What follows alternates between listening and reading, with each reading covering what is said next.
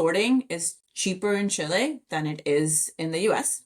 So just a labor equation, labor is cheaper. And so the selling of credential or unsorted goods, it just happens from an economical standpoint. But it still means that you're sending stuff, since it's unsorted in the US, you're sending stuff, whether knowingly or unknowingly. So I'm not going to say that everybody does it, from an ill will perspective, knowingly or unknowingly, to a country that can't really, from an infrastructure standpoint, manage it.